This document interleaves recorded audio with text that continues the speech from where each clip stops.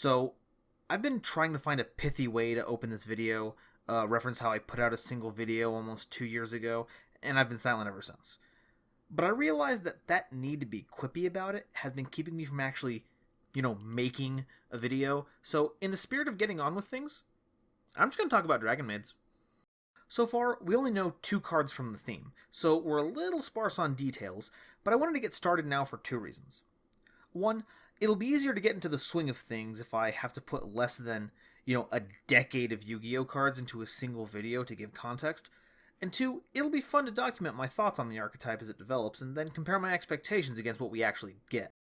The first dainty dragon of the lineup is Dragon Maid Laudry. She's a level 2 water dragon effect monster with 500 attack and 1600 defense points. Normal or special summoning her lets you mill yourself for 3 cards, and at the start of any battle phase, you can return Laudry to your hand to special summon a level 7 Dragon Maid from your hand or graveyard. I'm already getting a little excited over what these effects could be facilitating, but I don't want to get too far ahead until we go over the next card. Hospitality of the Dragon Maids is a normal spell that special summons a Dragon Maid from your hand or graveyard, then you can send a Dragon Maid with the same attribute but a different level from your deck to the grave. So what are some things we can extrapolate from what we know? The biggest thing that catches my eye is Laudry's second effect.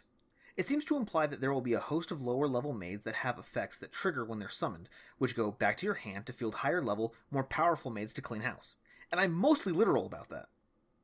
Hospitality is a good way to field maids of any level, so the idea of having to play level 5 or higher ones feels a little better, and is great at setting up the little maid's abilities right out of the gate.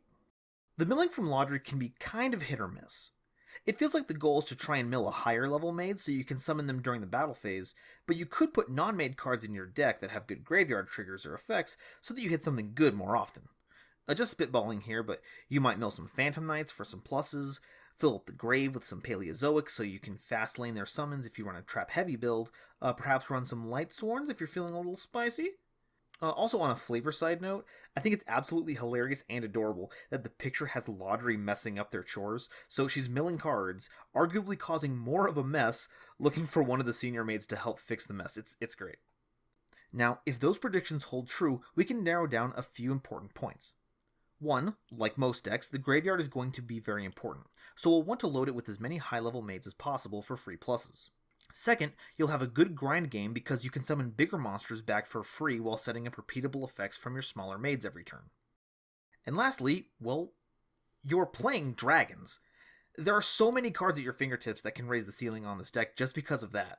Dragon Shrine can put any of your bigger maids in the graveyards, and you can run it at 3, and it leaves the door open to slot in normal monsters that might fit the strategy.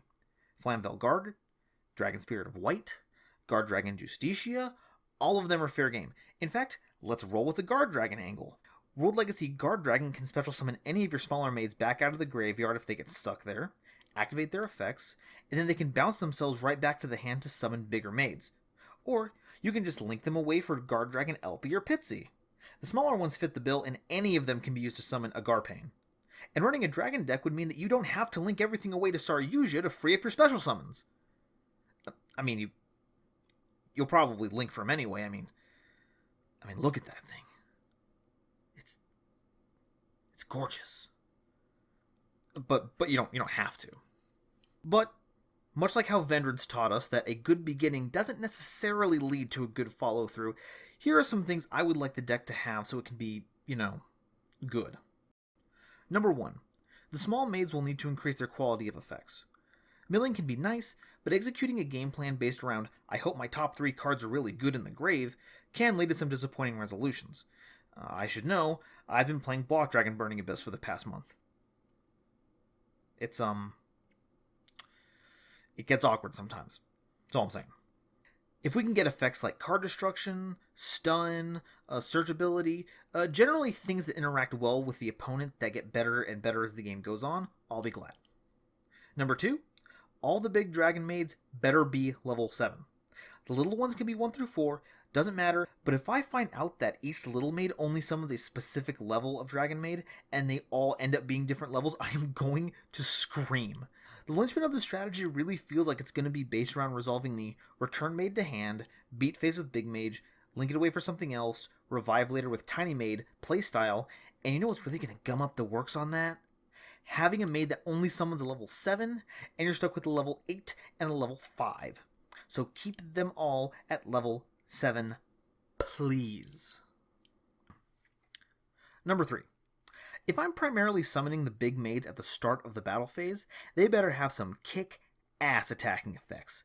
None of these spell speed 1, ignition effect type stuff, have to wait till you get out of the battle phase to use any of it. No. I want some Lunalight levels of crazy.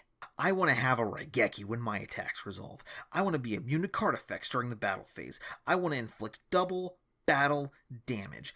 I want to be ripping cards out of my opponent's extra deck like it's nobody's business. If I don't feel like I can drop a big maid out of my hand and treat that like a juiced up Crusadia Equimax, I don't want to deal with them. I want to summon a cute maid, look an ancient being of thunder and rage straight in their beady little eyes, and I want to go full Fire Emblem on their ass.